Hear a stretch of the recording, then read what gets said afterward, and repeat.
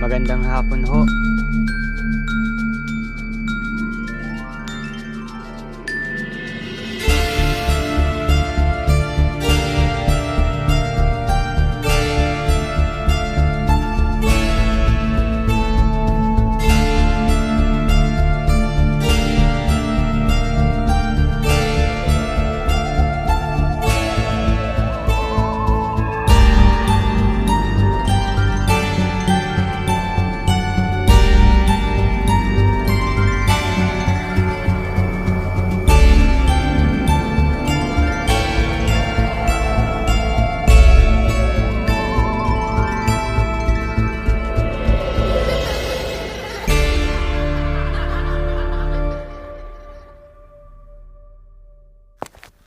Parang ngayon lang kita nakita dito ah. Bago ka lang? Ay, oo. Kakasimula ko lang kahapon. Kasama ko yung bago niyong pari dati sa kabilang simbahan. Ah, kaya pala hindi ka pamilyar ang itsura mo dito. Ako nga pala si Gabriel. Ako nga pala si Ana. Malapit lang bahay namin dito.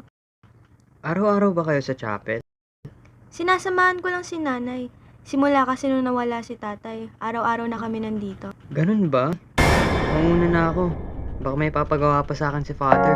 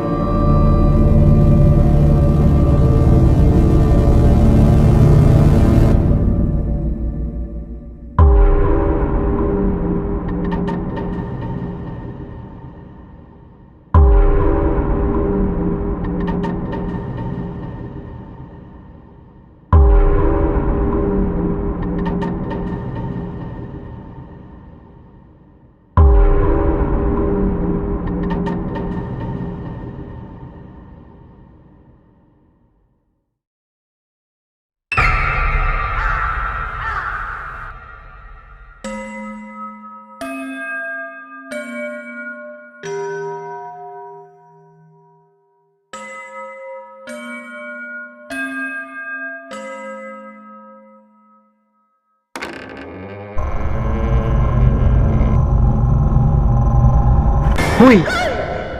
Ba't parang gulat na gulat ka? Hindi ah, pero may tanong lang ako ah. Wala ka bang nararamdaman dito? Kasi simula nung dumating ka, kinikilabutan na ako, natatakot na ako. Grabe ka naman. Di bago-bago ko dito, tinatakot mo ako. Eh totoo naman. Sige, sige. Maiwan na muna kita dyan. Hinahanap na ako ni Father sa ganitong oras eh. Ah, sige, mauuna na din ako.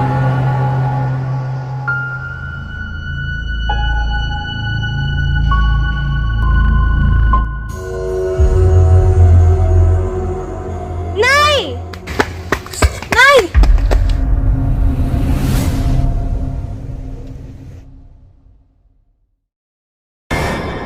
Nay!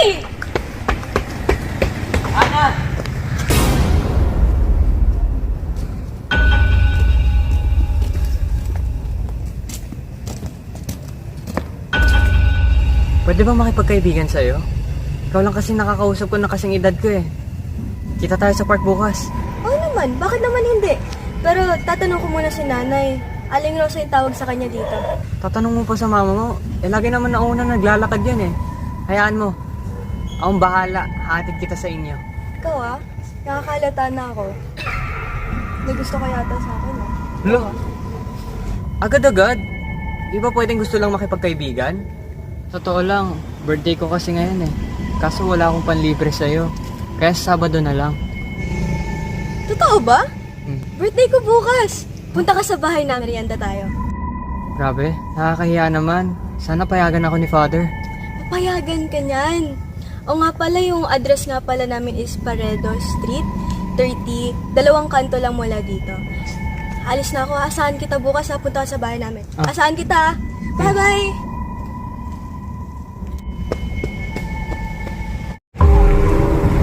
Ganito di ba mga kabataan ngayon? Aling Rosa! Aling Rosa! Si Ana ho? Ana? Paano mo nakilala si Ana? Nakakausap ko ho. Di ba ikaw yung taong sakristan dyan sa simbahan? Oho. Paano mo nalaman pangalan ko? Sabi po ni Ana. Inimbitahan niya ho ako sa karawan niya ho. Paano mo nalaman kaarawan ng anak ko? Si Ana ho nagsabi. Anong pinagsasabi mo, iho? 1 taon nang patay ang anak ko. Nalunod siya sa kaarawan pa niya mismo. Patay na si Ana. Wala na si Ana.